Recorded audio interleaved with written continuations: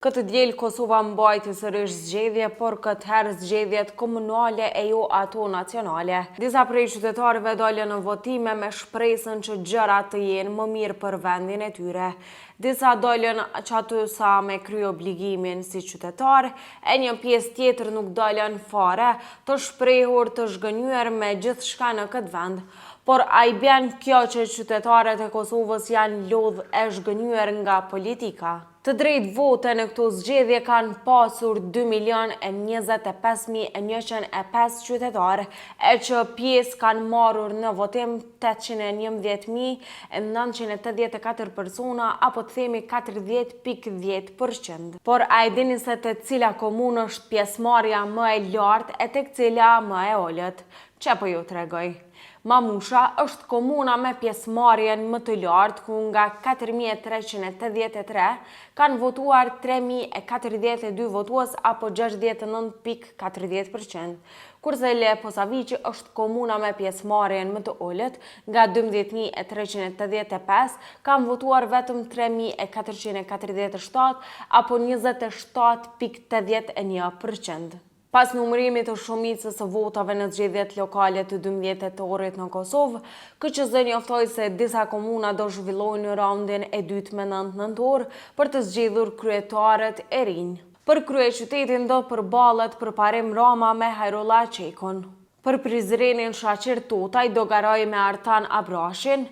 Në Pej, Gazmend Muhaxheri i LDK-s do përballet me Taulant Kelmendin e Lëvizjes Vetëvendosje. Në Jonik do përballen Rozhdi Shehu i LDK-s me Agron Kuqin e AAK-s.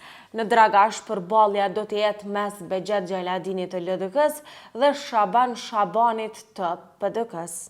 Në Gjakov pritet të përballet Ardian Gjini i AAK-s dhe Ardian Gola i LVV-s. Në Kaçanik do të përballen Sabedin Vishi i PDK-s me Jeton Rakën e Lëvizjes Vetëvendosje, ndërsa në Fushë Kosovë do të ketë garë mes Valon Prebrezës së Lëvizjes Vetëvendosje dhe Besnik Osmani të Lidhjes Demokratike të Kosovës. Në Mitrovicën e Jugut, gara do zhvillohet në mes Arjan Tahirit të PDK-s dhe Faton Pejcit të LVV-s. Në Rahovec do ketë përballje në mes Smajli Latifit i AAK-s dhe Ali Dulën e LVV-s. Në Suharik, gara do zhvillohet mes Bali Muharremajt të AAK-s dhe Ardian Shalës së Lidhjes Demokratike të Kosovës, ndërsa në Gjilan do përballen Alban Hyseni i LVV-s me Arber Ismailin e LDK-s. Në Viti do të ketë garë me Sokol Halitit të LDK-s dhe Arsim Ademit të LVV-s.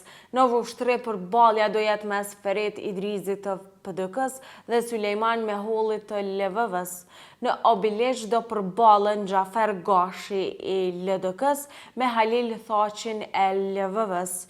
Ndërsa në Klin përballja do të jetë në mes Zenon Elezajt të AAK-s dhe Sokol Bashotës së PDK-s. Në Klokot do përballen Božidar Dejanović nga lista serbe me Srećko Spasićin nga Uniteti Kombëtar Serb. Ndërsa gara pa balotazh përfundon në Ferizaj, ku garen e fitoi bindshëm kandidati PDK-s Agim Aliu. E fitore Kori që në start edhe Imre Ahmeti i LDK-s në Lipjan. Gjithashtu Ramiz Ladrovsi nga Iniciativa për Drenasin kampion, gjithashtu fitoi garen për komunën e Drenasit me një përqindje mjaft bindëse. E fitore LDK-ja pati edhe në Istog me Ilir Feratin si kandidat.